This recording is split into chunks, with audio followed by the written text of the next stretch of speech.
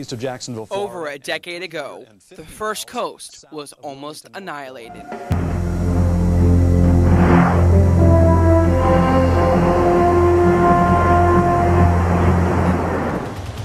Could have been us, but fate kept the First Coast safe yet again. But when will our luck run out? Come on a journey with us.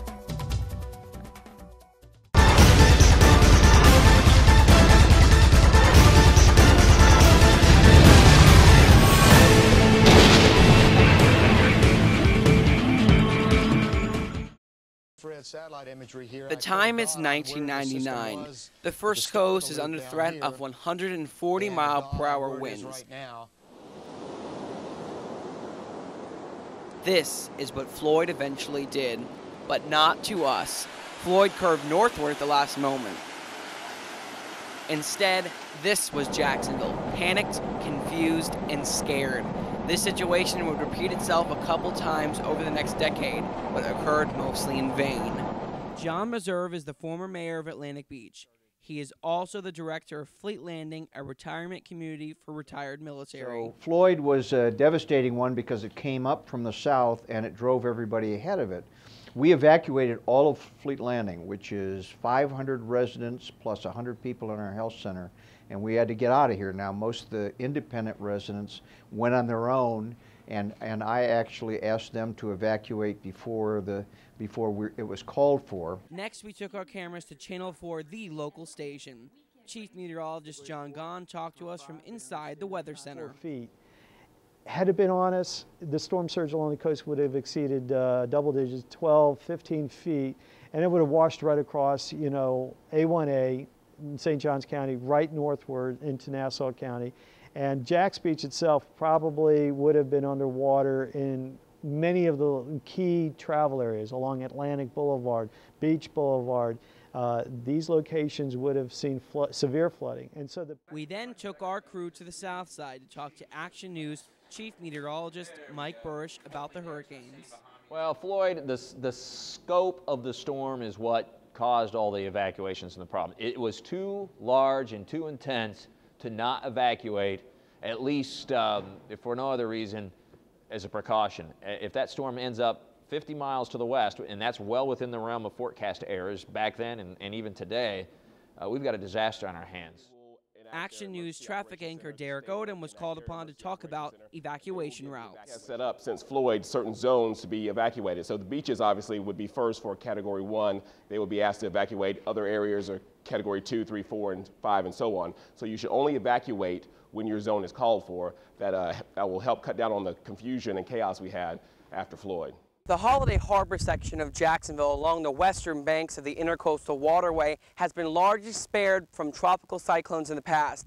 A few near misses, including Hurricane Floyd, the 2004 hurricanes, and Tropical Storm Faye only 2 years ago, did bring some floodwaters, though, into some local neighborhoods. Live from the local station, this is Channel 4 News at 11. August 2008 threatened to have a Category 1 hurricane hit Jacksonville, but it only turned out to be a tropical storm. It's clear why this area of Jacksonville built up in the 90s, the beauty and convenience of living so close to the beaches but without the high costs. But even Holiday Harbor isn't immune to the conditions that hurricanes bring with them. So here's the thing about Faye. Faye was very unique. Storm comes charging up through a path like Charlie, coming in from the south, going off towards, let's say, Cape Canaveral, you know, the Space Coast area, and then puts on the brakes, loops around. Meanwhile, we're getting days of what? Rain. And the rain amounts were gigantic, and the flooding was widespread. There are estimates in northern Duval County had 20+ inches of rain. That's 2 feet of rain in 2 or 3 days. We knew it was going to be a rainstorm all along with isolated tornadoes, classic landfalling tropical storm that's slow moving with bands of heavy rain. One of those feeder bands aimed right at central Duval County, which is where we had some historical rainfall amounts between 12 and 20 inches. We're at the beach's town center at the corners of Atlantic and Neptune Beach, a clear landmark on the First Coast beaches. But what would happen if a hurricane hit here? Meet Jeannie Greenwald. She is a beaches resident, journalist, and 2 News Now reporter. Her #1 fear is to see a hurricane hit the First Coast. I've never experienced a mandatory evacuation, but I am always on the edge of my seat watching, and I do try to be prepared as possible, and I hope. So she took us on a tour of her neighborhood to show how it would fare during a storm. Now, when I think about storm surge, I know that the water has to come up and over the dunes, which you'll see, but see how the road kind of dips down? You know, I'd hate to see what happens if we really had a storm surge situation and the water that would come down this street and really fill this street. So we continued our journey on to the sands of Atlantic Beach.